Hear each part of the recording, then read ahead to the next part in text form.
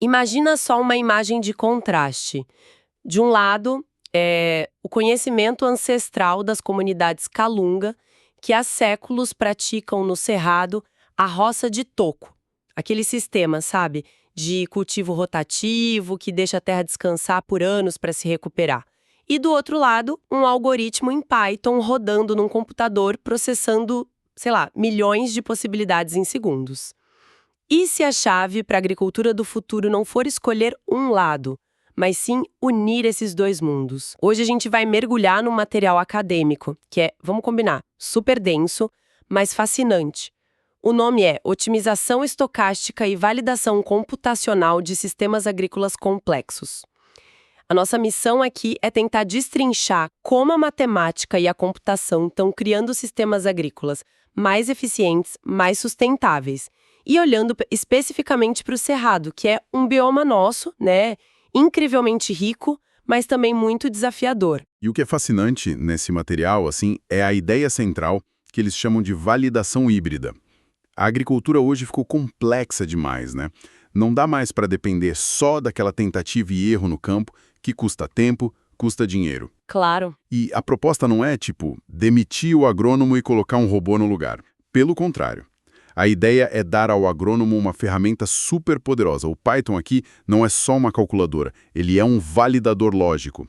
Ele testa rigorosamente se uma ideia vai funcionar antes mesmo de colocar a primeira semente na terra. Então é quase um simulador de fazendas, capaz de testar desde, sei lá, uma estufa de microverdes no meio da cidade até... Até uma agrofloresta inteira. Exatamente, ele pega o conhecimento do agrônomo, transforma em regras e testa milhares de cenários para encontrar o melhor caminho. Ok, vamos desvendar isso então. Por que eu foco no Cerrado? O que torna esse bioma tão particular?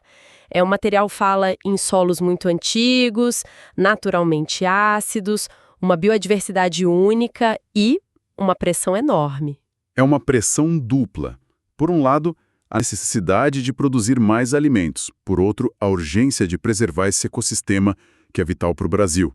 E o ponto de partida para resolver esse quebra-cabeça é sempre o mesmo: o solo. E aí que entra o primeiro grande dilema que o estudo aponta, certo? A tal da adubação verde. Exato. A adubação verde é basicamente plantar algo, como a Crotalaria junceia, não para colher, mas para enriquecer o solo, principalmente com nitrogênio.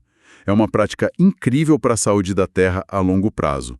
O problema, e a Embrapa aponta isso, é que a melhor época para a Crotalaria crescer e, fazer o trabalho dela é a estação chuvosa. Que é, imagino eu, a mesmíssima época em que o produtor quer plantar soja, milho, a cultura que realmente paga as contas no fim do mês. Precisamente. A planta que enriquece o solo compete pelo mesmo tempo e espaço da planta que gera receita. É uma decisão assim dificílima para qualquer agricultor. É o clássico conflito entre o lucro de hoje e a sustentabilidade de amanhã. E como o algoritmo ajuda nisso? Ele não pode criar mais tempo ou mais terra? Não, mas ele pode otimizar o uso dos dois. Ele encontra o que a gente chama de trade-off ideal. Por exemplo, o modelo pode analisar os dados climáticos e do solo e sugerir: olha, plante a Crotalaria 30 dias antes do milho. Você não vai ter 100% do potencial do adubo verde, nem 100% da janela ideal do milho, mas a combinação dos dois vai te dar o melhor resultado financeiro e ecológico ao longo de 5 anos. Ele transforma a intuição do agricultor em uma decisão baseada em dados. Tá, isso resolve o dilema de um ano para o outro. Mas e quando a decisão de plantio é um compromisso para a próxima década? Como no caso de uma palmeira. O desafio muda completamente, certo? O material fala bastante da pupunha e da guariroba. Muda radicalmente. Com culturas perenes, o erro custa muito mais caro. E o foco se torna a contabilidade nutricional de longo prazo. A pupunha, usada para produzir palmito, é um bom exemplo. Cada vez que um palmito é cortado, é como se uma parte da poupança de nutrientes do solo fosse retirada. Essa poupança precisa ser reposta. E o estudo destaca 2 nutrientes que são, críticos nessa conta. Sim, e de formas bem diferentes. O primeiro é o cálcio. Ele é a base da estrutura da planta, sabe? Forma a parede das células. Uma deficiência de cálcio, segundo a fonte, é catastrófica. Ela ataca as raízes e os meristemas. Meristemas seriam as fábricas de crescimento da planta, tipo as pontas das raízes e dos brutos. Exatamente essa ideia. Sem cálcio, a planta para de crescer e a produção de palmito, se torna inviável. Então, para o modelo matemático, o nível de cálcio no solo é uma restrição rígida. É uma linha vermelha que não pode ser cruzada. O algoritmo sabe. Qualquer plano que leve o cálcio abaixo deste nível está proibido. Entendi. O cálcio é uma regra de não cruze essa linha. E o outro nutriente, o nitrogênio? O nitrogênio é como o tanque de combustível. Precisa ser reabastecido constantemente. É o motor do crescimento.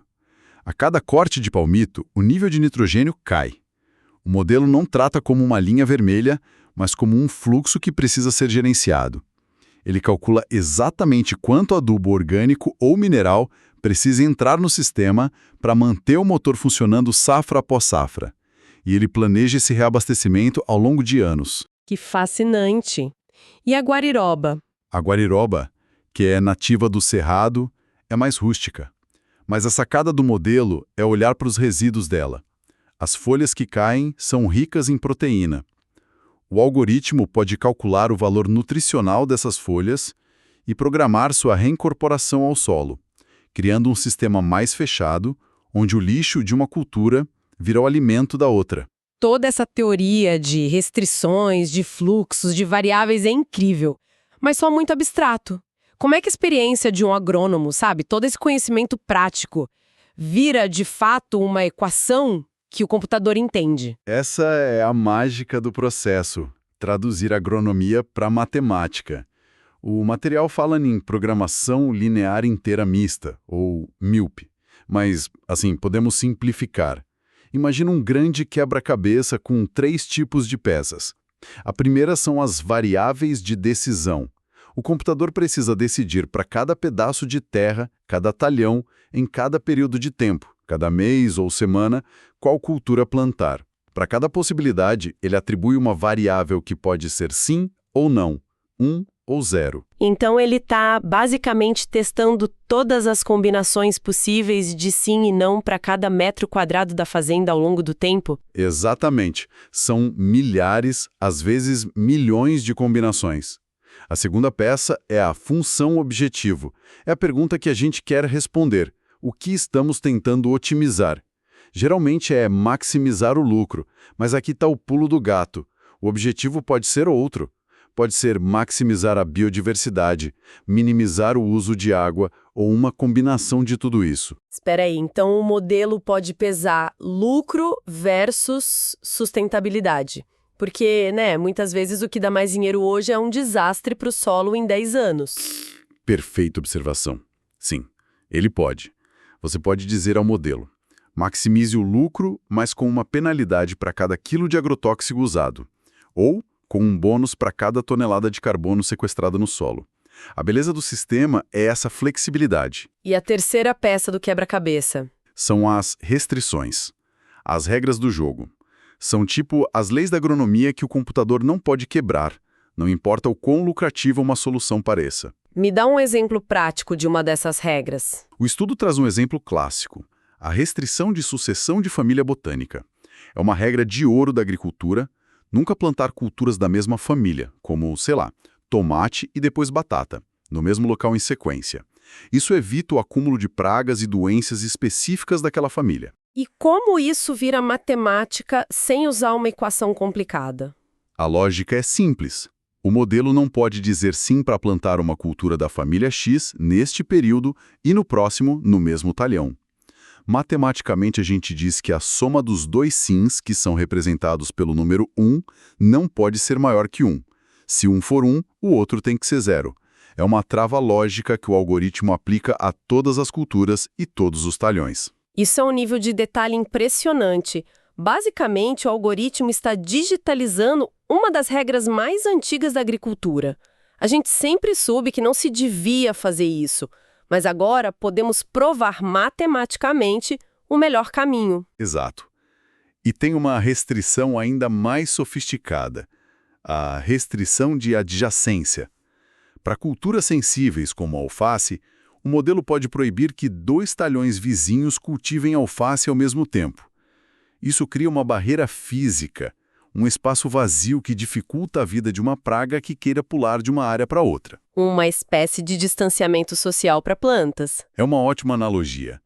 O ponto crucial que a fonte menciona é que essa regra aparentemente simples torna o problema NP difícil. O que isso significa na prática? Significa que a complexidade do problema cresce exponencialmente.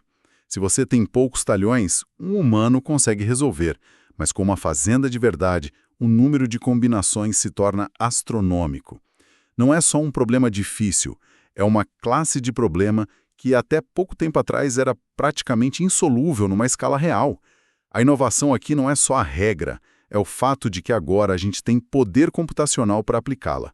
É algo que vai além da intuição humana. Tudo bem, a teoria é poderosa, mas o material mostra como isso funciona no mundo real, numa fazenda de verdade. Sim, e ele nos dá 2 exemplos nos extremos do espectro. O primeiro é a agrofloresta de longo prazo com pupunha e guariroba. O segundo é uma produção superintensiva de microverdes com ciclos de, 14 dias. Vamos começar pela agrofloresta. Qual é a sacada ali? A primeira coisa que o modelo considera é o mercado. A guariroba tem um mercado de nicho regional muito forte em Goiás e Minas. Já a pupunha é uma cultura de fluxo contínuo. Como a planta perfilha, ou seja, solta novos brotos, você pode colher o palmito várias vezes sem matar a planta-mãe. Isso a torna perfeita para um mercado mais industrializado, que vende palmito em conserva, em rodelas, até em formato de espaguete. E onde a otimização entra? Não é só plantar as duas. A grande otimização que o modelo valida é o consórcio com alface. No cerrado, o sol forte e o calor podem queimar as folhas da alface. Mas o sombreamento parcial criado pelas palmeiras cria um microclima perfeito. O modelo calcula a distância exata entre as palmeiras para deixar passar luz suficiente para elas produzirem palmito, mas criando a sombra ideal para a alface que cresce embaixo. E o resultado disso é mensurável? Sim, e o número é impressionante. O estudo cita o uso eficiente da terra, ou UET, que chegou a 2,95. Isso significa que, ao combinar as culturas, a produtividade total daquela área foi quase 3 vezes maior do que seria se cada cultura fosse plantada separadamente em seu próprio talhão. Você está, na prática, colhendo em 1 hectare o que precisaria de quase 3 hectares para colher no monocultivo. Uau, isso é transformador. Agora, vamos para o outro extremo. Os microverdes. Ciclos de 7 a 14 dias. O inimigo aqui, segundo o material, é o mofo, causado pelo calor e umidade do cerrado. E isso muda completamente o tipo de problema. A gente não está mais falando de rotação de culturas, mas de agendamento. É um problema de engenharia de produção. A fazenda de microverdes funciona menos como uma fazenda e mais como uma fábrica. Como assim? Pensa numa cozinha de restaurante na hora do pico. Você tem os pedidos chegando, que são as bandejas de sementes, estações de trabalho limitadas, as prateleiras de germinação no escuro, as estantes com luz de LED, a bancada de colheita, otimizar o fluxo para que nenhuma estação fique ociosa e nenhum pedido atrase é um problema clássico de scheduling.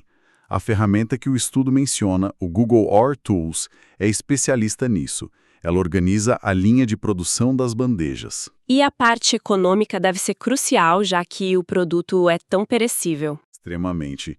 O valor agregado é altíssimo. Uma bandeja pode ser vendida por R$20 a R$60, mas o investimento inicial, o CAPEX, também é. Uma estufa climatizada de 100 metros quadrados pode custar R$55 mil. Se você produz demais, o produto estraga na prateleira e o prejuízo é enorme. O modelo simula a demanda do mercado e diz exatamente quantas bandejas de cada tipo semear por semana para atender os clientes sem gerar desperdício, calculando o ponto de equilíbrio do negócio com uma precisão impressionante. A complexidade não para. O estudo ainda revela uma guerra química invisível no solo, a tal da alelopatia. Exato. A lelopatia é o fenômeno onde uma planta libera substâncias químicas que afetam outras plantas ao redor, para o bem ou para o mal. O modelo precisa incluir essa camada de complexidade bioquímica. Me dá um exemplo negativo que o modelo precisa evitar. O material cita um muito forte. Os resíduos da crotalária, que é um ótimo adubo verde, liberam compostos que podem inibir a germinação de sementes de alface em até 91%. Se você plantar alface logo em seguida, a sua horta simplesmente não nasce. O modelo, sabendo disso, impõe um tempo de espera obrigatório, um lag, entre a crotalária e a alface, garantindo que essas substâncias se degradem no solo. E o lado positivo, a alelopatia pode ser usada a favor do agricultor? Com certeza. Certas plantas de cobertura, quando morrem e formam a palhada no solo, liberam substâncias que inibem o crescimento de plantas daninhas. É um herbicida natural. O modelo pode ser programado para dar preferência a rotações que incluam essas plantas. A função objetivo passa a valorizar não só o lucro, mas também a economia com herbicidas, tornando o sistema mais barato e ecológico. Isso me leva a uma última questão: se o modelo consegue entender essa bioquímica toda, ele consegue entender e validar um conhecimento que não está nos livros de agronomia, como o sistema tradicional dos Calungas. Essa é a parte mais bonita do estudo, na minha opinião. Ele mostra que sim. O que é fascinante no sistema Calunga é que ele não se baseia na rotação de culturas dentro de um mesmo talhão. Ele se baseia na rotação de terras. Eles cultivam uma área por 2 ou 3 anos, com uma diversidade enorme de espécies juntas, e depois deixam essa área em pausio, descansando, por muitos anos, enquanto se mudam para outra. E como o modelo de otimização lida com isso? O objetivo não é sempre maximizar a produção por hectare? Aqui, o objetivo muda completamente. O modelo não tenta maximizar a produção daquele pequeno pedaço de terra. O objetivo passa a ser garantir a sustentabilidade do ciclo inteiro. Ele impõe uma restrição fundamental. A maior parte do território Calunga, digamos 80% ou 90%, precisa estar sempre em estado de recuperação. O algoritmo não está otimizando o lucro, está otimizando a resiliência e a longevidade do sistema como um todo. Ele valida matematicamente a sabedoria ancestral, mostrando que a força daquele sistema está no descanso da terra. O modelo também considera o extrativismo, a coleta de frutos do cerrado? Sim, o material menciona brevemente que isso entra como mais uma camada. A coleta de frutos como macaúba e buriti compete pela mão de obra da comunidade. O modelo precisa então decidir: vale mais a pena alocar uma pessoa para a roça hoje ou para coletar frutos que estão maduros na mata? É mais um trade-off complexo que ele ajuda a resolver. Então, depois de toda essa conversa, o que tudo isso significa? Para mim, fica claro que a oposição entre tradição e tecnologia é completamente falsa. A agricultura mais avançada do futuro talvez seja exatamente essa, a que usa algoritmos de ponta para entender, validar e até aprimorar a sabedoria que foi acumulada por séculos de observação da natureza. Não é a máquina contra a pessoa, é a máquina amplificando o nosso conhecimento. É a simbiose entre a biologia do solo e a lógica do algoritmo. Perfeito. E para levar essa reflexão um passo adiante, o material termina com um conceito poderoso da programação linear chamado preço-sombra, ou shadow prices. Preço-sombra. O que é isso? Quando o modelo encontrar a solução ótima para a fazenda, ele também calcula o valor econômico de cada recurso escasso. Ele consegue te dizer, em reais, quanto o lucro da fazenda aumentaria se você tivesse 1 metro cúbico a mais de água para irrigação, ou 1 hora extra de mão de obra disponível, ou 1 quilo a mais de adubo. Ele precifica a escassez. Ele coloca um valor monetário no que está limitando o seu sistema. Exatamente. E a reflexão provocativa que fica é: se a gente consegue quantificar o valor de recursos limitados dentro de uma fazenda, que outros recursos invisíveis nos nossos ecossistemas ou até nos nossos sistemas sociais, a gente poderia começar a valorizar se aplicasse essa mesma lógica. Você quer dizer qual o valor real de um serviço que a natureza nos presta de graça? Pense nisso. O que aconteceria se a gente pudesse calcular o preço sombra da polinização que uma abelha faz? Ou o valor da capacidade de um solo saudável de sequestrar carbono da atmosfera? ou o preço de preservar uma nascente que abastece uma cidade inteira.